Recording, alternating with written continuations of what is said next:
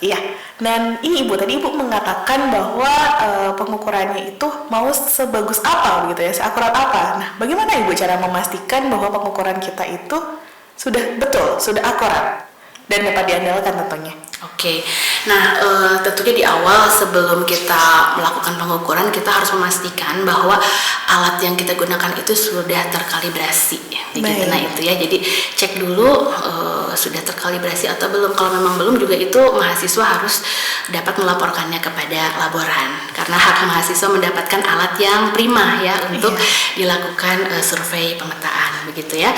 Selain itu juga kita harus memastikan kondisi lapangannya mendukung, benar Bila. Ya, hindari cuaca ekstrim atau dalam pengukuran waterpass juga kan tidak memungkinkan apabila kita paksakan mengukur di siang bolong, di terik matahari yang sangat panas. Nah itu ya, jadi tolong diperhatikan kondisi lapangan. Selain itu juga cek silang data. Misalnya kita melakukan pengukuran UAV, nanti kita bandingkan dengan hasil pengukuran dengan total station. Bagaimana nih hasilnya? Nah itu perlu juga nih untuk melihat tingkat akurasi yang kita inginkan gitu ya, apakah sudah sesuai atau belum. Selain itu juga gunakan sistem referensi koordinat yang seragam. Jangan sampai ya yang satu sistem koordinatnya A, yang satu B gitu. Itu pasti juga akan menjadi kendala dalam ini pemetaan dari situasi. Selanjutnya juga itu harus ada validasi di lapangan untuk memastikan titik kontrol kita juga memang betul-betul valid begitu. Begitu, Bu Nabila. Jadi ada banyak sekali cara untuk memastikan bahwa data kita dapat digunakan dan dipercaya ya Ibu ya. Iya, betul sekali. Dari referensi hingga ke medan. Nah, betul. Oke. Nah, sekali. Sepanjang perjalanan karir Ibu ya, pastinya sudah menemui segala tipe mahasiswa ya Bu ya, dan juga segala tipe pengukuran di lapangan tentunya. Kira-kira Ibu apa kesalahan paling umum yang teman-teman mahasiswa atau misalkan seorang surveyor itu lakukan ketika berada di lapangan dan mengukur data situasi? Oke. Kalau saya biasanya beranjak dari 3 sumber kesalahan, Bu Nabila. Yang pertama itu manusianya nih punya potensi menyumbangkan kesalahan. Manusianya itu yang biasanya itu dia menggunakan kacamata, pada saat mengukur dia lupa menggunakan kacamata. Nah bisa jadi pada saat membaca data itu ada kekeliruan gitu dari manusianya. Yang kedua itu biasanya terdiri dari alatnya yang tadi saya sebutkan, menggunakan alat yang tidak dikalibrasi begitu ya. Udah pasti dia juga punya potensi menyumbangkan kesalahan. Selain itu juga alamnya juga punya ini penyumbang kesalahan juga begitu ya. Jadi 3 sumber kesalahan ini nampaknya juga tidak bisa kita hindari, namun sebagai seorang surveyor nampaknya kita bisa meminimalisir kesalahan ini. Begitu Bu Nabila, itu yang kita bisa lakukan, minimalisir. Berarti dari manusianya, kita biasanya pakai kacamata ya kita gunakan juga, jangan sampai terjadi kesalahan dalam pembacaan data. Nah alatnya ya harus dikalibrasi supaya memang betul-betul prima, layak untuk dilakukan pengukuran si alatnya ini. Lalu juga alamnya, kita juga bisa bernegosiasi dengan alam. Jangan sampai kita memaksakan pada saat hujan seperti ini mengukur, atau sebaliknya pada saat terik matahari kita paksakan untuk mengukur. Nah itu jadi kita juga harus punya cara gitu supaya dapat bersahabat dengan alam gitu Bu Nabila. Kalau begitu boleh kita katakan bahwa laboratorium kita itu seluruh penjuru bumi ya Bu ya? Iya betul. Betul sekali. Jadi bukan hanya terbatas di lingkungan kampus saja gitu ya, kita bisa mengeksplor semuanya itu sebagai laboratorium kita begitu. Nah itu tadi teman-teman sudah mengenal ya metode akuisisinya sudah, alatnya sudah, dan kemudian bagaimana cara agar akurat sudah, memastikan kesalahan juga sudah. Nah, bagaimana Ibu jika teman-teman mahasiswa terlanjur melakukan kesalahan dan kemudian datanya itu tidak sesuai dengan kebutuhan? Apa yang kira-kira teman-teman mahasiswa dapat lakukan? Nah itu dia, bersyukur kalau menjadi mahasiswa itu Bu Nabila, karena pada saat menjadi mahasiswa itu justru kita masih bisa salah gitu ya. Jadi masih bisa salah gitu, jadi justru tidak apa-apa salah pada saat menjadi mahasiswa. Nah salah menjadi mahasiswa itu ada kesempatan untuk mengukur ulang gitu ya. Jadi bisa ada waktu untuk melakukan pengukuran ulang, silakan dikondisikan waktu dan timnya, terutama jangan sampai gitu ya kita tidak memaksimalkan waktu menjadi mahasiswa ini. Kalau saya sih sarankan dapat melakukan pengukuran ulang. dan jangan merasa malu apabila pengukuran sudah terlanjur salah atau kesalahannya relatif tinggi sehingga tidak bisa dipaksakan apabila datanya masih harus itu saja, jadi harus tetap diulang begitu Bu Nabila. Jadi pengukuran ulang itu nampaknya solusi terbaik. Lalu pemilihan software untuk pengolahan data ukur juga itu harus sesuai tentunya begitu Bu Nabila. Masih banyak kesempatan belajar ya Ibu Iya, betul. untuk mahasiswa ketika ada kesalahan yang penting jujur saja disampaikan. Nah itu, jadi mahasiswa itu boleh salah tapi tidak boleh bohong. Ya, betul. Iya, jadi boleh gitu ya melakukan kesalahan asal nanti dapat memperbaiki. Masih ada waktu tentunya. Karena kan memang di SPG ini banyak proporsi praktikumnya sangat besar ya Bu Nabila ya.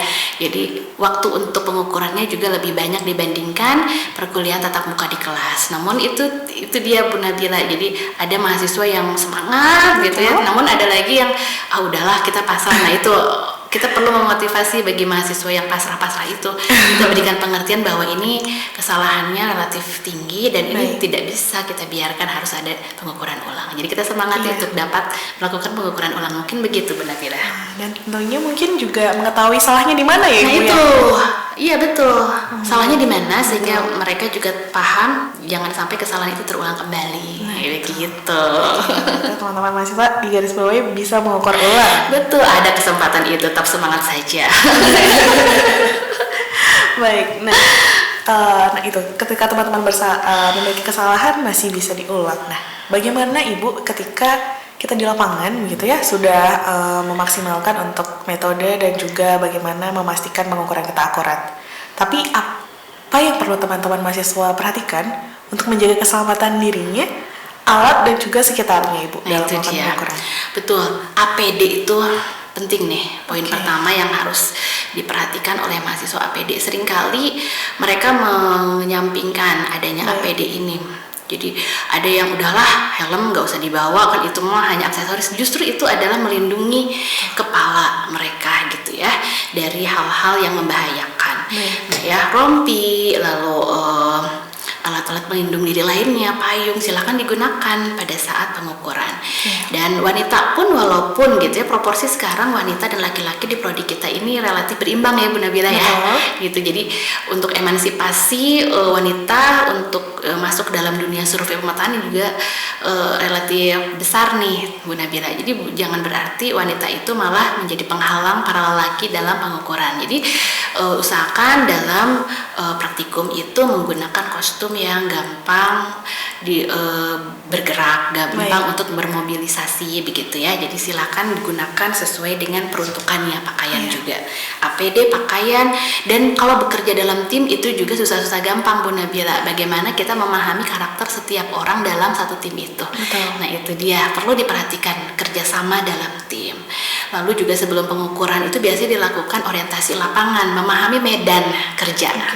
Area kerja kita itu seperti apa? Apakah flat-flat saja atau dia itu curam?